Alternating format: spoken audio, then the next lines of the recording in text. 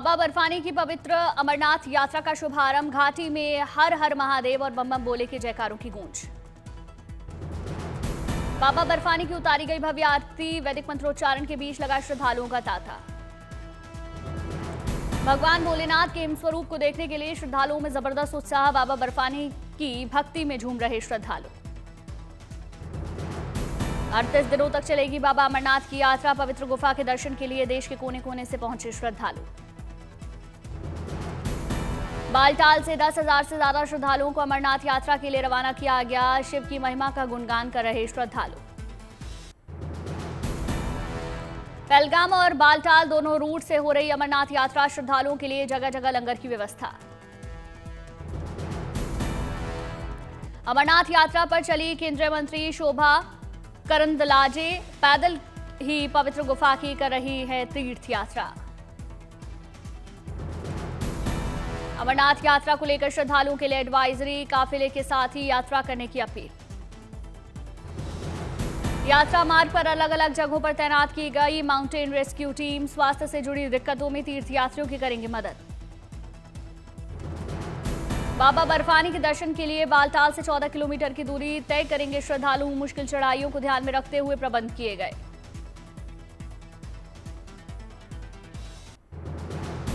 अमरनाथ यात्रा के दौरान सुविधा और सुरक्षा को लेकर श्रद्धालुओं ने जाहिर की खुशी। सेना और सरकार की व्यवस्था पर आभार जताया। बाबा बर्फानी की पवित्र यात्रा के लिए 3,30,000 से ज्यादा श्रद्धालुओं ने रजिस्ट्रेशन करवाया। सुरक्षा के मद्देनजर हेली सेवा पर प्रतिबंध।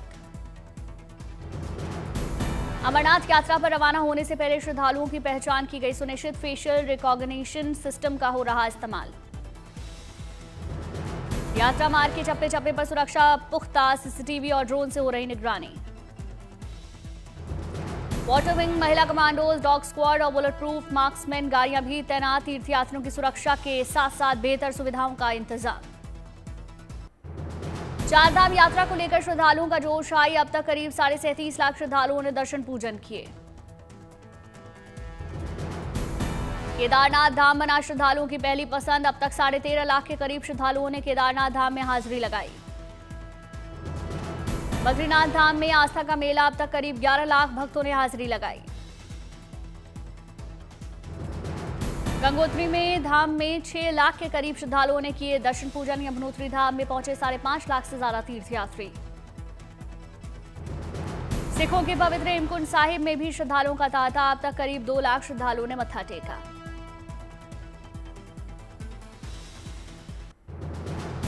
रुद्रप्रयाग में 40 श्रद्धालुओं का सफल रेस्क्यू। सोनप्रयाग स्लाइड जोन में फंसने के बाद एसडीआरएफ की टीम ने रास्ता बनाकर सुरक्षित निकाला। चमोली कर्णप्रयाग के पास बद्रीनाथ हाईवे पर लैंडस्लाइड। यातायात पूरी तरीके से बाधित। रुद्रप्रयाग में उफान पर अलकनंदा नदी। नदी किनारे स्थित शिव मूर्ति पानी में डूबी।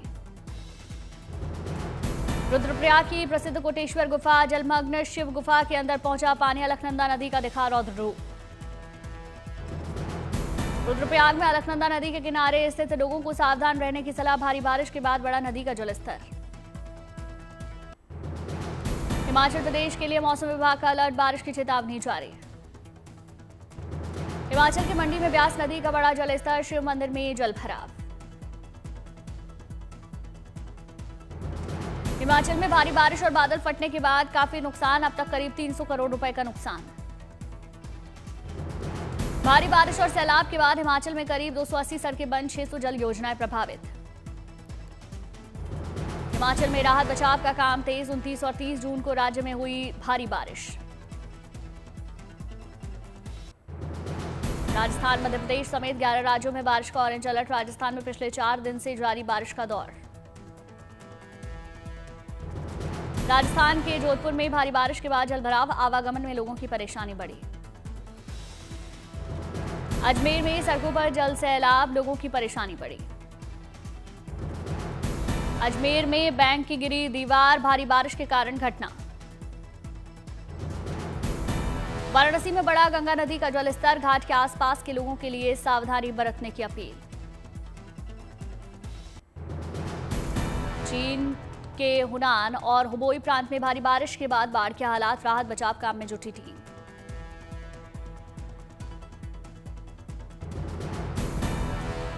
चीन में 18,000 लोगों को सुरक्षित जगहों पर पहुंचाया गया। लोगों को बचाने की मुहिम तेज, रिहायशी इलाकों में पानी भरा।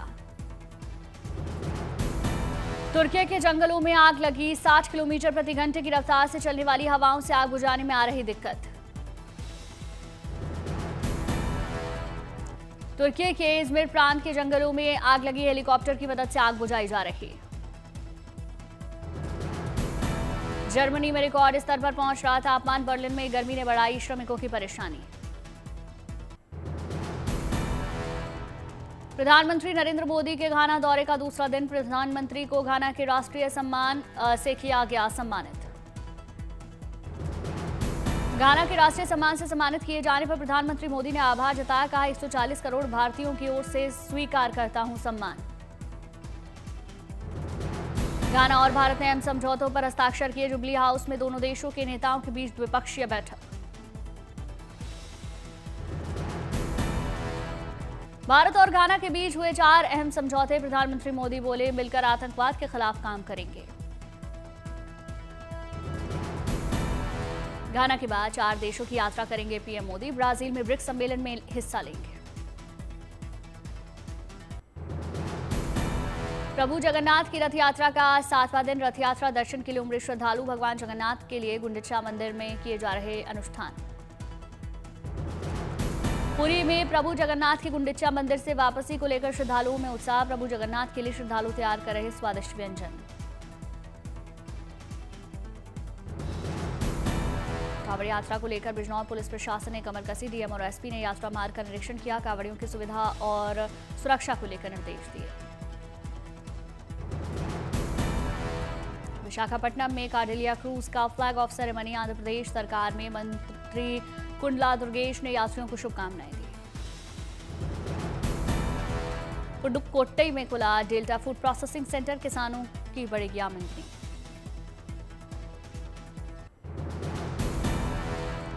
दिल्ली में हिंदू थाट बुक की लॉन्चिंग। मुख्य अतिथि के तौर पर किताब के विमोचन में पहुंचे केंद्रीय मंत्री गजेंद्र सिंह शेखावत। गोवा सरकार ने छात्रों को सौगात दी। मुख्यमंत्री छात्रवृत्ति पोर्टल का सीएम प्रमोद सावंत ने किया शुभारंभ।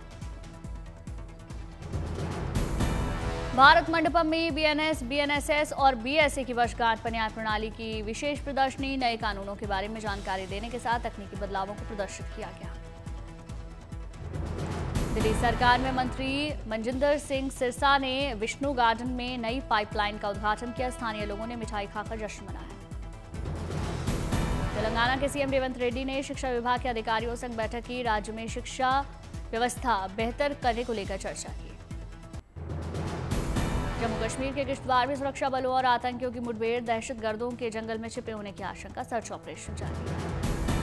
दिल्ली में पौधारोपण अभियान का आयोजन। मुख्यमंत्री रेखा गुप्ता और दिल्ली के मंत्री मनजिंदर सिंह सिरसा ने हिस्सा लिया। लखनऊ में आज होगी यूपी कैबिनेट की अहम बैठक। सीएम योगी करेंगे अध्यक्षता।